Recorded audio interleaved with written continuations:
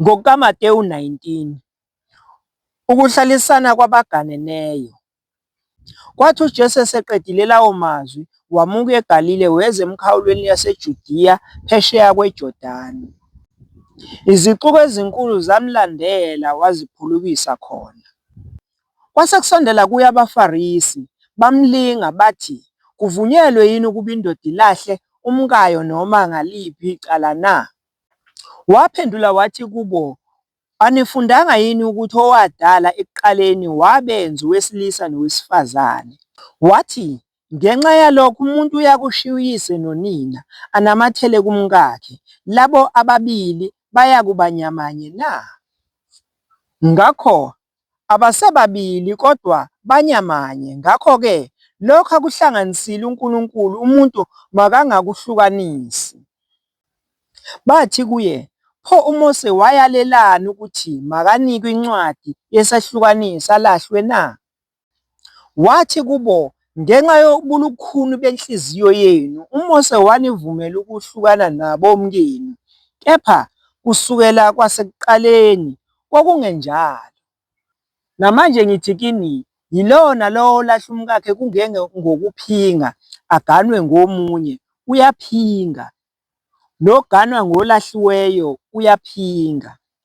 Abafundi bathi kuye, uma injalo indaba yomuntu nomkakhe, akukuhle ukuganwa. Kepha wathi kubo, akusibo bonke abangalamukela leli zwi, kuphela abakunikiweyo. Ngokuba kukhona abathenwa abazalwa benjalo kwasesiswini sikanina, kukhona abathenwa abathenwa ngabantu, kukhona futhi abathenwa abazithenileyo ngenxa yombuso wezulu. Ongakwamukela lokho akakwamukele. Ukubusiswa kwabantwana. Khona kwalethwa kuye abantwana ukuba ababeke izandla phezu kwabo, akhuleke, kepha abafundi babakhuza. UJesu wayesethi, vumelani abantwana, ningabanqabeli ukuza kimi, ngokuba umbuso wezulu ungowabanjalo. Wayesebeka izandla phezu kwabo, wamuka lapho. Insizwa enothileyo. Bheka-ke kwasondela kuye othile, wathi, Mfundisi, ngiyakwenza ntoni enhle ukuba ngibe nokuphila okuphakade na? Wathi kuye, ungibuzelani ngokuhle na? Munye omuhle. Kepha uma uthanda ukungena ekuphileni, gcina imiyalelo. Wathi kuye, imiphi na? UJesu wathi, yile, ungabulali, ungaphingi, ungebi, ungafakazi amanga. Yazisa uyihlo nonyoko, wothanda umakhelwane wakho njengalokhu uzithanda wena. Insizwa yathi kuye, konke lokho ngikugcinile, ngisasalelwe yini na? UJesu wathi kuye, uma uthanda ukuphelela, hamba uthengise ngempahla yakho, uphe abampofu, khona uzakuba negugu ezulwini, uze ungilandele. Yathi insizwa ukuba izwe leli zwi, yamuka idabukile, ngokuba yayinengcebo enkulu.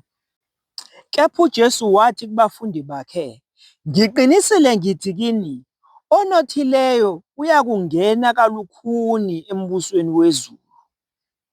Futhi ngithi kini, kulukhuni ukuba ikameli lingene ngentunjana yosungulo kunokuba onothileyo angene embusweni kaNkulunkulu. Sebezwile lokho abafundi bethuka kakhulu, bathi, pho kungasindiswa bani na? Kepha uJesu ebabheka wathi kubo, kubantu akunakwenzeka, kepha kuNkulunkulu kungenzeka konke. Umvuzo wokuzidela. Khona uPetro wathatha wathi kuye, bheka, thina sishiye konke sakulandela, pho siyakutholani na? Wathi kubo uJesu, ngiqinisile ngithi kini, nani eningilandelayo ngokuphinda ukuzalwa lapho indodana yomuntu ihlezi esihlalweni senkazimulo yayo, nani niyakuhlala esihlalweni zobukhosi eziyishumi-nambili, nahlulele izizwe eziyishumi-nambili zakwa-Israyeli.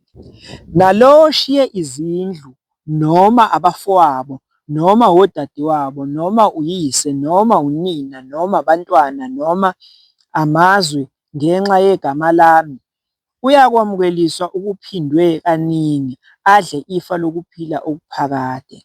Kepha abaningi abokuqala bayakuba bokugcina, nabokugcina babe abokuqala.